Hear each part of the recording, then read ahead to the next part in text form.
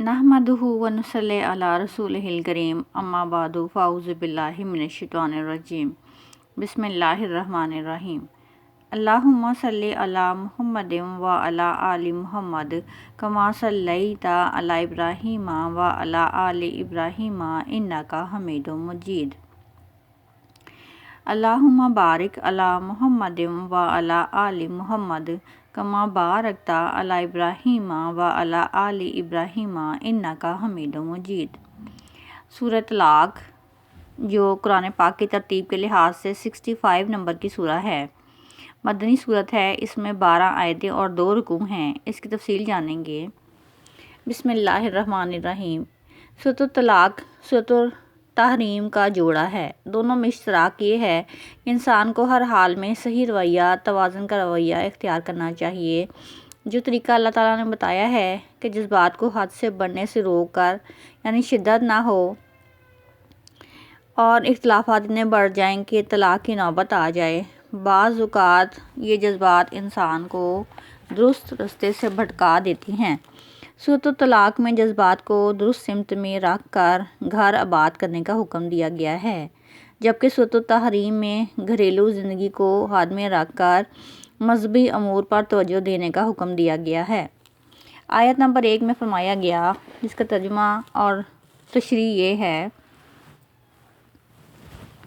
اے پیغمبر صلی اللہ علیہ وسلم، مسلمانوں سے کہہ دو کہ جب تم عورتوں کو طلاق دینے لگو تو ان کی عدت کے شروع میں طلاق دو اور عدت کا شمار رکھو، اور اللہ تعالیٰ سے جو تمہارا پروردگار ہے ڈرو، نہ تو تم ہی ان کو ایام عدت میں ان کے گھروں سے نکالو اور نہ وہ خود ہی نکلیں۔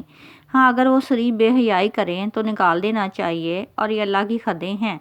جو اللہ کی حدوں سے تجاوز کرے گا وہ اپنے آپ سے ظلم کرے گا۔ اے طلاق دینے والے، تجھے کیا معلوم، شاید اس کے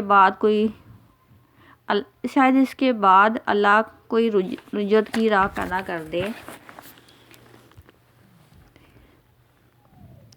نبی صلی اللہ علیہ وسلم کو خطاب کیا گیا ہے۔ خطاب تمام مسلمانوں سے ہے، لیکن جب پیغمبر صلی اللہ علیہ وسلم سے اس حکم پر پابندی کا کہا گیا تو باقی تمام مسلمانوں کو اور بھی زیادہ پابندی کرنی چاہیے۔ شوہروں کو مخاطب کیا گیا ہے کہ تم جب ان کو طلاق دو تو ان کی عدت کا ٹھیک ٹھیک حساب رکھ کر، اور تم عدت کو باقاعدہ شمار کرو، حساب سے دو، عدت کا شمار کرو۔ ناچاکی ختم ہونے کے امکانات کی صورت میں دوبارہ رجوع کیا جا سکتا ہے۔ وقفہ وقت دیا گیا ہے، اس کی وجہ یہی ہے اگر حمل ہے تو نمایاں ہو جائے کہ اس کا والد کون ہے۔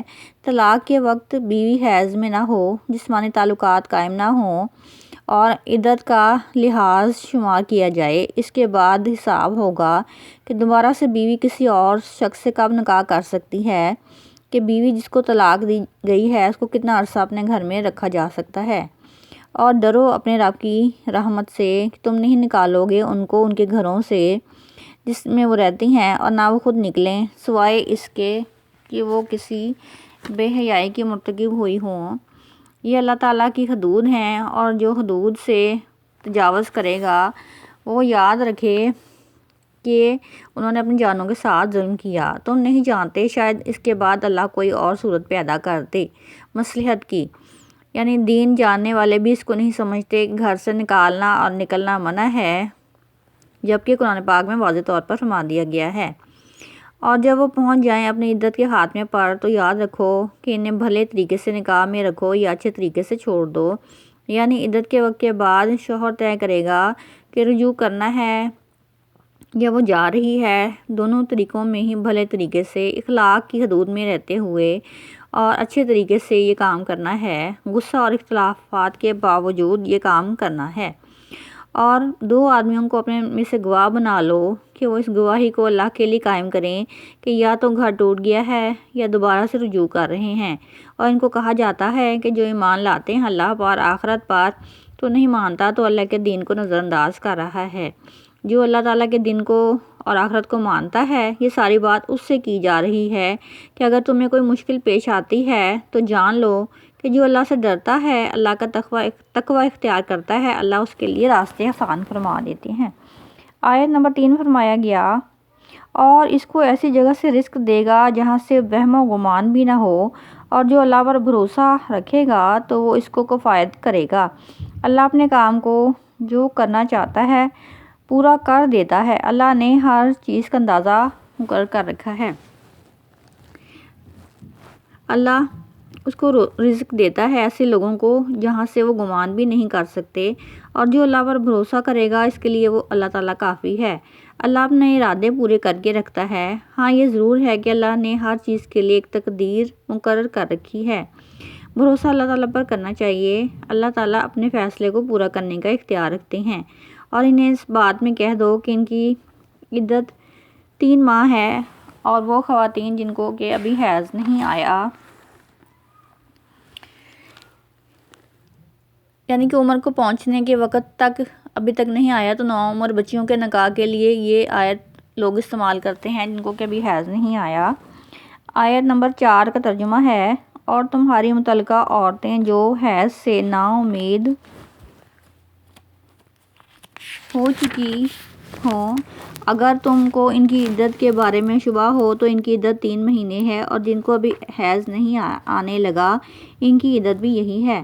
اور حمل والی عورتوں کی عدت وضع حمل یعنی بچہ جننے تک ہے، اور جو اللہ سے ڈرے گا اللہ اس کے کام میں سہولت پیدا کر دے گا۔ 8 مہینے یا 8 گھنٹے ہو، عدت اتنی ہی ہے کہ اگر پیٹ میں بچہ ہے تو وہ نمایاں ہو جائے، اور جو بچے کی ولدیت ہے وہ ظاہر ہو جائے، اور جو اللہ تعالیٰ کا تقوی اختیار کرے گا اللہ اس کے معاملے میں آسانی پیدا فرما دیں گے۔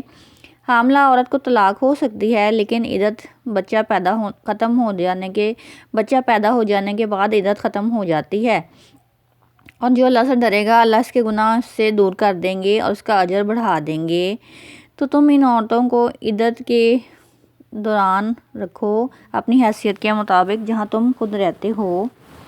آیت نمبر 6 میں فرمایا گیا، جس کا ترجمہ یہ ہے، متعلقہ عورتوں کو ایام عدت میں اپنے مقدور کے مطابق وہیں رکھو جہاں تم رہتے ہو، جہاں خود رہتے ہو، اور ان کو تنگ کرنے کے لیے تکلیف نہ دو، اور اگر حمل سے ہوں تو بچہ جننے تک ان کا خرچہ دیتے رہو۔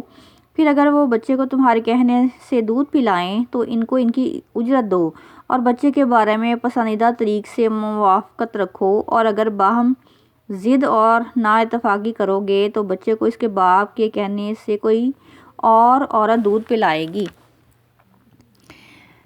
اگر کوئی عورت تمہارے بچوں کو دودھ پلائیں تو ان کا معاوضہ انہیں دو، مصروف طریقہ پر تم آپس میں مشورہ کرو۔ اگر تم مشکل محسوس کرو تو کوئی دایا رکھ لو، دوسری عورت جو خوشحال ہے اور اپنی حیثیت کے مطابق خرچ کرے، اور اس کو نپا تلا ملا ہے وہ خرچ کرے جو اللہ نے اس کو دیا ہے۔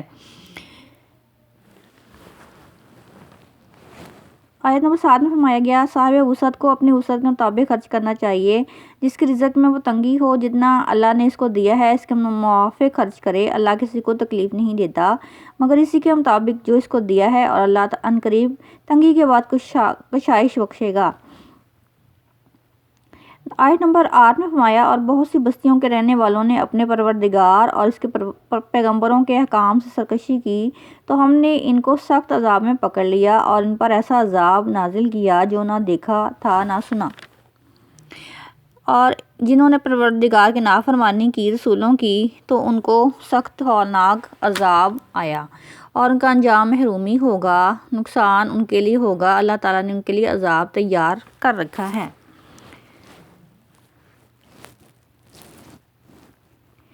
آیت نمبر 11 میں فرمایا گیا، اور اپنے پیغمبر بھی بھیجے ہیں جو تمہارے سامنے اللہ کی واضح المطالب آیتیں پڑھتے ہیں، تاکہ جو لوگ ایمان لائے اور عمل نیک کرتے رہے ان کو اندھیرے سے نکال کر روشنی میں لے آئیں، اور جو شخص ایمان لائے گا اور عمل نیک کرے گا ان کو باغ بہائے بہشت میں داخل کرے گا، جن کے نیچے نہریں بہہ رہی ہیں، ابدالآباد ان میں رہیں گے۔ اللہ نے ان کو خوب رزق دیا ہے۔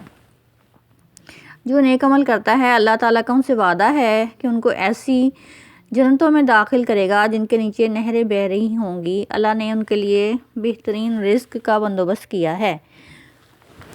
آیت نمبر 12 میں فرمایا گیا، اللہ ہی تو ہے جس نے 7 آسمان پیدا کیے اور ویسی ہی زمینیں، ان میں اللہ کے حکم اترتے رہتے ہیں تاکہ تم لوگ جان لو کہ اللہ ہر چیز پر قادر ہے، اور یہ کہ اللہ اپنے علم سے ہر چیز پر احاطہ کیے ہوئے ہیں۔ وہی اللہ ہے جس نے آسمان پیدا کیے اور اسی کی مانند زمینیں بھی، یہ اللہ تعالیٰ کی اپنی شان ہے۔ یہ ایک آسمان ہے جس کی ایک زمین ہے جس میں تم رہ رہے ہو۔